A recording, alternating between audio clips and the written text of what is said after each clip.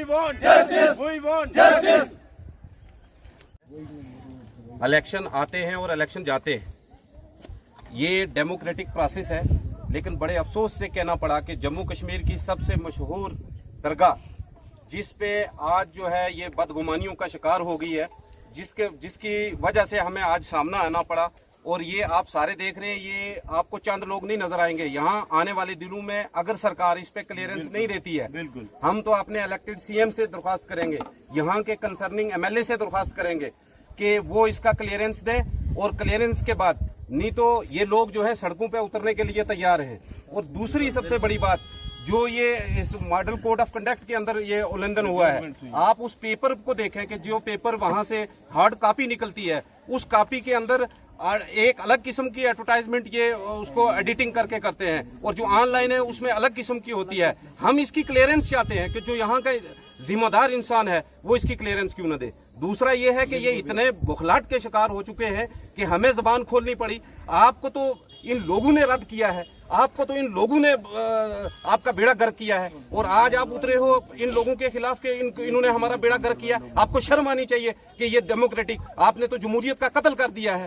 आपको ये पता होना चाहिए कि हिंदुस्तान जो है ये डेमोक्रेटिक मुल्क है, और इसमें जो है हमें कानून ने राइट दिया हुआ है कि हम जो है अपनी मर्जी से वोट करें और अपनी मर्जी से गवर्नमेंट को इलेक्ट करें। अगर किसी की वजह से यहाँ पे जो है वो गवर्नमेंट इलेक्ट लोगों ने चुन के की, तो आपको इसमें तकलीफ नहीं होनी चाहिए, आपको बददुआ नहीं करनी चाहिए। और जो खास बात मैं आपसे करना चाहता हूँ कि जिस आलिम का या जिस मौलवी का वजीफा यहाँ से काटा गया है, पहले तो शेम होनी चाहिए उस काटने वाले को, उसको शर्म आनी चाहिए। और उसके बाद दूसरी बात मैं उसको ये वार्निंग से कहना चाहता हूँ कि फौरी तौर पर उसका बहाल किया जाए। वरना मैं आपको बता दूं, हुजूर सल्लल्लाहु अलैहि वसल्लम ने फरमाया था, उलमा वरासतुल अंबिया, अगर उलमा जो है ये वारिस है अंबिया के, तो हमारा आखिरी खून का कतरा भी उलमा के लिए जो है वो कुर्बान हो जाएगा, और हम रोडों पे देने के लिए अपनी जान भी उलमा के लिए तैयार हो जाएंगे। और उलमा के खिलाफ जिसने जबान खोली तो हम उसको किसी सूरत में नहीं बख्शेंगे। हम कानून को अपने हाथ में नहीं लेना चाहते। हम सरकार से, हम एलजी से ये दरख्वास्त करना चाहते हैं कि जितनी ये बदगुमानियां हुई हैं उनका जो है वो हमें बताया जाए, फौरन इसकी क्लियरेंस की जाए, ताकि लोगों के अंदर जो है वो थोड़ा सा अमन और सुकून हो सके। शुक्रिया। पहले तो मैं जितने भी मीडिया पर्सन यहाँ पे आए हैं इन सब का बहुत शुक्रगुजार हूँ कि इन्होंने बहुत अनबाइस्ड होकर हम लोगों की बात सुनने के लिए यहाँ पर हाजिर हुए। तो मैं सबका बहुत बहुत शुक्रिया अदा करता हूँ कि आप ही वो लोग हैं कि जिनकी वजह से हमारी जो बात है वो एडमिनिस्ट्रेशन तक पहुँचती है, वो किसी भी रियासत की, किसी भी मुल्क की और किसी भी यूटी की जो सरकार बनी होती है उस तक वो पहुंचती है। सबसे पहले हम आपका शुक्रिया अदा करना चाहते हैं। आपने जैसे सवाल किया, इस सवाल का जवाब जो है वो भरपूर तौर पर हम आपके सामने रखेंगे। एक्चुअली हमारे शुबहात जो थे वो सारे रिक्रूटमेंट प्रोसीजर को लेकर थे, वक्फ बोर्ड की रिक्रूटमेंट प्रोसीजर को लेकर थे। इलेक्शन स्टार्ट होते हैं 17 अगस्त को। 17 अगस्त को स्टेट ऑब्जर्वर एक न्यूज़पेपर है, उसके अंदर खबर छपती है। जो ऑफलाइन न्यूज़पेपर है उसके अंदर जो रिक्रूटमेंट पोस्टें हैं राजौरी डिस्ट्रिक्ट के लिए वो है 14, और जो ऑफलाइन न्यूज़पेपर है उसके अंदर है 14, और जो ऑनलाइन न्यूज़पेपर है उसके अंदर है 18। हम ये चाहते हैं, हम इंतजामिया से गुजारिश करते हैं कि सबसे पहले इस मामले के ऊपर कार्रवाई की जाए। और दूसरा सबसे बड़ा जो आयरनी था इस सारे मसले के अंदर वो ये था कि जिस दिन जो रिक्रूटमेंट जो है इन्होंने विड्रॉवल का एक नोटिस भेजा ऑनलाइन न्यूज़पेपर के अंदर। अगर आप इस मंथ की 6 तारीख का अगर ऑनलाइन न्यूज़पेपर देखेंगे स्टेट ऑब्जर्वर, तो उसके अंदर आप देखेंगे पेज नंबर 3 के ऊपर सबसे लास्ट के ऊपर जो ऑनलाइन न्यूज़पेपर है उसमें इन्होंने विड्रॉवल का नोटिस दिया हुआ है। और अगर ऑफलाइन जो पेपर है हमारे पास वो सबूत है, ऑफलाइन पेपर के अंदर वहां पे कोई भी विड्रॉवल का नोटिस नहीं है। और ये बड़ी हैरानगी की बात है। इससे पता चलता है कि वक्फ डिपार्टमेंट के अंदर किस तरीके से जो रिक्रूटमेंट प्रोसेस है वो चलाया जा रहा है। हम आपके माध्यम से गवर्नमेंट से, जो अभी हमारी गवर्नमेंट आयद हुई है, उससे हम वक्फ बोर्ड से हम ये गुजारिशात करते हैं कि हमें जो ये खदशात हैं इन मामलात के ऊपर आप गौर करें और इन मामलात को क्या किया जाए, देखा जाए। उसके बाद रिक्रूटमेंट प्रोसेस के अंदर कुछ और भी हमें शुबहात हैं। ये हमारे सवालात हैं और आयन के जो फंडामेंटल राइट हैं उसका जो आर्टिकल 19 है उसके तहत हम ये सवालात पूछने का हक रखते हैं। और हमारा सवाल ये है कि हमने सुना है, हमें ये बताया जाए सबसे पहले कि जो यहाँ पे रिक्रूटमेंट का प्रोसेस है वो किस तरीके से चलाया जाता है, कि रिक्रूटमेंट प्रोसेस के लिए क्या क्वालिफिकेशन होंगी, क्या ये जो रिक्रूटमेंट की इनके अंदर कोड ऑफ कंडक्ट में इन लोगों ने रिक्रूटमेंट की है। अगर ये कोड ऑफ कंडक्ट के अंदर रिक्रूटमेंट की है तो जिसने भी ये रिक्रूटमेंट की है वो अक्यूज्ड है इसके लिए। दूसरी बात ये कि हमारी गवर्नमेंट का ये ऑर्डर है कि कोई भी अगर आपको रिक्रूटमेंट किसी भी डिपार्टमेंट से करनी है या किसी भी इंतजामिया से कोई भी जॉब रिक्रूटमेंट करनी है तो उसके लिए आपको इंफॉर्मेशन डिपार्टमेंट की कंसेंट लेनी होगी। तो क्या ये जो रिक्रूटमेंट हुई इसके लिए इंफॉर्मेशन डिपार्टमेंट की कंसेंट हुई? और दूसरी सबसे बड़ी बात ये कि 17 को न्यूज़पेपर जो है एक ही न्यूज़पेपर के अंदर ऑनलाइन जो पोस्टें आ रही हैं वो अलग हैं, जो ऑफलाइन न्यूज़पेपर में आ रही हैं वो अलग हैं। सबसे पहला सवाल ये। दूसरा सवाल ये कि 18 को ये इंटरव्यू किस बेस पे ले रहे हैं? अगर जिन लोगों का इंटरव्यू लिया इन लोगों ने तो इस महीने की 6 तारीख को उसका विड्रॉवल कैसे किया? और वो एक न्यूज़पेपर जो है मुझे समझ नहीं आ रही कि वो किस तरीके से छाप रहे हैं कि ऑनलाइन न्यूज़पेपर के अंदर या तो एडिटिंग करवा के वो उन्होंने विड्रॉवल का करवाया है, अगर एडिटिंग नहीं करवाई है तो ऑफलाइन न्यूज़पेपर के अंदर अगर आप देखेंगे पेज नंबर 3 के ऊपर ही वहां कुछ समोट आर्मी के रिलेटेड कोई प्रोग्राम है वो उसमें दिया हुआ है। हमारा सबसे बड़ा खदशा ये है।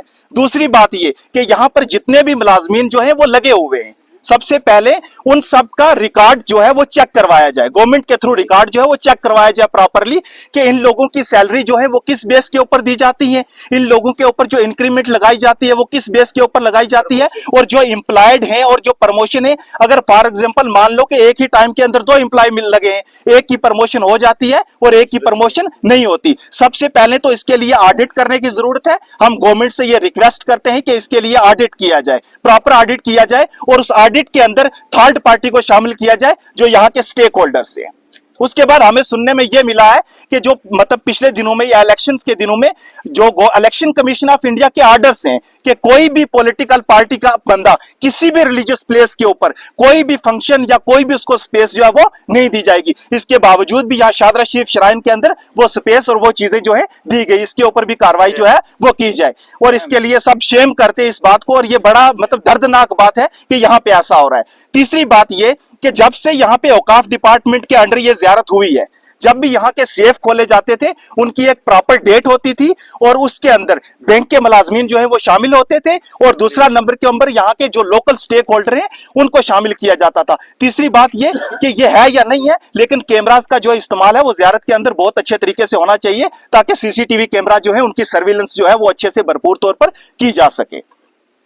इसके साथ हमारे कुछ और भी मामलात ये हैं कि यहाँ पर जो हमारे मौलाना हजरात हैं, कुछ मतलब पॉलिटिकल पार्टी अगर किसी और को वोट दे दिया या किसी और पॉलिटिकल पार्टी के साथ किसी की एफिलिएशन है, क्योंकि राइट टू वोट जो ये हमारा जमहूरी हकूक है और हिंदुस्तान दुनिया की सबसे बड़ी जमहूरियत है और यहाँ की जब भी हुकूमतें बदलती हैं वो इसलिए बदलती हैं क्योंकि ये निज़ाम जो है यहाँ के लोगों ने, यहाँ के आयन ने हम लोगों के हाथ में दिया है और हम अपने आयन के मुताबिक जा करके हम अपना राइट टू वोट का इस्तेमाल करते हैं। तो क्या हम राइट टू वोट का इस्तेमाल करेंगे? जिन लोगों के वजीफे यहाँ पर लगे हुए हैं उन लोगों के वजीफे बंद कर दिए जाएंगे? दूसरी बात ये कि जिन लोगों के वजीफे लगाए जाते हैं उन लोगों के वजीफे बंद करने की वजह क्या हो सकती है? तीसरी बात ये, इन वजीफे में जो ये डिफरेंशिएशन है, किसी के अमाउंट बहुत ज्यादा है, किसी के अमाउंट बहुत कम है, इसकी जो है वो सॉलिड जो वजह है हमें वो भी बताई जाए। ये हमारे कुछ बहुत बेसिक सवाल हैं जिनके जवाब जानने की हम सबको जरूरत है। हम जितने भी यहाँ पे लोग हैं यहाँ पे लोकल हैं। पांचवी बात ये कि हम सब लोगों की लोकल पार्टिसिपेशन जो है वो यहां पर होनी बहुत जरूरी है। खासतौर पर शादरा और आउटजाइनिंग एरिया के जो लोग हैं इनकी पार्टिसिपेशन होनी चाहिए। मुफ्ती साहब ने एक बहुत बड़ा काम किया था कि यहाँ के लोगों को माइग्रेट करवा के, अगर आप आसपास के एरिया देखोगे, दूसरी जगहों पे शिफ्ट किया था ताकि यहाँ पे टूरिज्म का जो कल्चर है वो डेवलप हो सके, जिसकी वजह से यहाँ के जो लोग हैं उनको रोजगार मिल सके। लेकिन इन सारी चीजों के बावजूद क्या इस लैंड को प्रॉपर तौर पर यूटिलाइज किया जा रहा है या नहीं किया जा रहा? और एक बहुत इंपॉर्टेंट बात ये, गवर्नमेंट के आर्डर हैं, आपने कोई भी सामान जो खरीदना है, चाहे वो लंगर की ग्रोसरी हो या कोई भी मतलब कोई भी एसेंशियल चीजें जो भी हो, वो आपको जिम के ऊपर से खरीदना है। क्या ये रिकॉर्ड जिम का यहाँ पे मौजूद है? ये हम सब लोगों को क्या किया जाए, बताया जाए। हमने आरटीआई भी फाइल की हुई है, उन आरटीआई के जवाब भी जो है वो आप इनसे चाहेंगे। हम किसी एक पार्टिकुलर आदमी के खिलाफ नहीं है, हम किसी के भी खिलाफ नहीं है, हम सिर्फ और सिर्फ अपने हक की बात जो है मीडिया के माध्यम से यहाँ रखने के लिए आए हैं और हम उम्मीद करते हैं कि हमारी बात जो है ये सरकार सुनेगी और इस बात हमारी को ऊपर तक ये लेकर जाएंगे। अब ये मौलवी साहब हैं हमारे साथ, मौलाना गुलफराज साहब, ये आपके सामने चंद बातें रखेंगे। वो शुक्रगुजार हूँ कि आपने अपना कीमती समय निकाल के आप तमाम लोग यहाँ पे पहुंचे हैं। आज का इशू जो है वो बड़े अच्छे अंदाज में मेरे बड़े भाई अत्तर साहब ने और एडवोकेट साहब ने और मौलाना गुलफराज साहब ने बयान कर दिया कि क्या क्या इशू थे। मैं अब ज़्यादा बातें नहीं करूँगा, लेकिन सिर्फ इतना कहूँगा कि जो भी यहाँ पे ये धांधली हुई है, जो कि हम नौजवानों में इस बात को बहुत ज़्यादा जो है वो मैंने कहा कि आग की तरह ये बात फैल चुकी है, तो इसीलिए हमने प्रेस कॉन्फ्रेंस करना भी एक ज़रूरी समझा कि इस बात पे जो है फौरी तौर पे गौर किया जाए। अगर इस धांधली में वाकई में कुछ हुआ है तो वो भी साबित करके दिखाया जाए, अगर नहीं हुआ तब भी करके दिखाया जाए। और जो ये न्यूज़पेपर वाला जो जिसकी जो है ई पेपर पे जो है वो अलग हमें कुछ न्यूज़ दिख रही हैं, और उसकी हार्ड कॉपी जब हम फाइंड करते हैं, बहुत ही हमारे नौजवानों ने सर्च करके उनको निकाला है, हमारे कुछ बेहतरीन नौजवान हैं, तो उन पे जो है हमें देखने को ये मिला कि वो जो ई पेपर पे जो कुछ भी था वो हार्ड कॉपी पे उसका कोई लेना देना ही नहीं है। और स्टेट ऑब्जर्वर वाले को जो है उसकी भी सख्त कार्रवाई होनी चाहिए कि वो न्यूज़पेपर वाला जो है इस चीज़ को क्यों ऐसे जो है वो प्रमोट कर रहा है।